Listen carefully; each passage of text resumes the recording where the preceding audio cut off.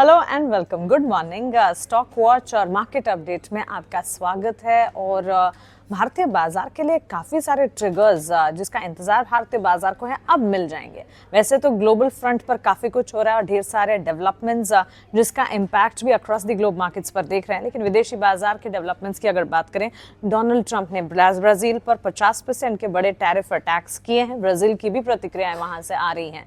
India और US के बीच deal announcements का इंतजार है, लेकिन अब तक वहां से कोई डेवलपमेंट आया नहीं है। आज वीकली एक्सपायरी का दिन है और ऑफिशियली नतीजों के सीजन की शुरुआत हो जाएगी टीसीएस आईटी मेजर के नंबर्स के साथ। तो टीसीएस और आईटी सेक्टर पर तो नजर रखनी है। यूएस मार्केट्स बीती रात अच्छा एक्शन दिखा रहे थे, क्योंकि वहां पर भी जो टेक्नोलॉजी हैवी इंडेक्स है नैस्डैक, वहां पर अच्छी मजबूती थी। उसी के दम पर हमने देखा डाउ, एसएनपी, नैस्डैक और इंडेक्स पर और स्टॉक वाइज सेक्टर वाइज भी अच्छा खासा एक्शन देखने को मिला।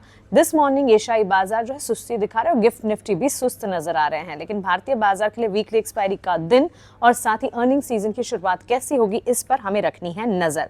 स्टॉक वाइज एक्शन की अगर बात करें, सबसे पहले तो टीसीएस पर नजर रखिएगा, क्योंकि आज टीसीएस के नतीजे आने वाले हैं। हर लिहाज से वैसे नंबर्स जो हैं वो मिले जुले टूवर्ड्स डाउनसाइड नजर आ सकते हैं, हमारा अनुमान है, लेकिन नजर जरूर रखनी होगी। इसके अलावा इरेडा, टाटा एलेक्सी, आनंद राठी वेल्थ, ये तमाम कंपनियों के भी नतीजे आने वाले हैं, तो इन पर भी फोकस रखिएगा जरूर। इसके अलावा एशियन पेंट्स पर फोकस रखना होगा। एक खबर आई है, आपको याद होगा एशियन पेंट्स पिछले दिनों सीसीआई के रेडार पर आया था, तब एक फ्रिक्शन गिरावट देखने को मिली, लेकिन एक ही सेशन की गिरावट उसी सेशन में संभलता हुआ भी उसके बाद स्टॉक ने अपमूव्स दिखाए थे, अच्छा खासा एक्शन भी देखने को मिला था।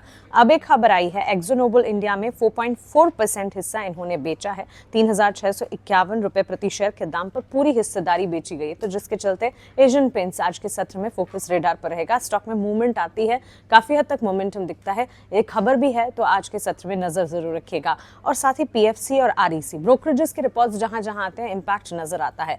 पीएफसी और आरईसी के लिए मॉर्गन स्टैनली ने कवरेज शुरू की है। मॉर्गन स्टैनली ने ब्रोकरेज रिपोर्ट निकाली है और उनका ये मानना है कि पीएफसी के लिए आने वाले दिनों में 508 तक के टारगेट्स लक्ष्य नजर आ सकते हैं और आरईसी के लिए आने वाले दिनों में 485 के नए लक्ष्य जो है वो देखने को मिल सकते हैं, जिसके चलते रिपोर्ट है, रिपोर्ट के रैशनल भी हमारे पास हैं और इसी के चलते पीएफसी और आरईसी पर फोकस रहना चाहिए। तो आज के सत्र के लिए वैसे मिला जुला एक्शन है, वीकली एक्सपायरी का दिन है, तो भारतीय बाजार में भी हो सकता है एक और सेशन कंसोलिडेशन का दिखे, लेकिन साथ साथ टीसीएस और नतीजों के सीजन की शुरुआत होती हुई दिख रही है। वीकली एक्सपायरी है तो वॉलेटिलिटी एंटिसिपेटेड है। टीसीएस पर तो नजर रखिएगा ही, लेकिन इसके साथ साथ पीएफसी, आरईसी और एशियन पेंट्स भी खबरों के दम पर फोकस रेडार पर रहने चाहिए।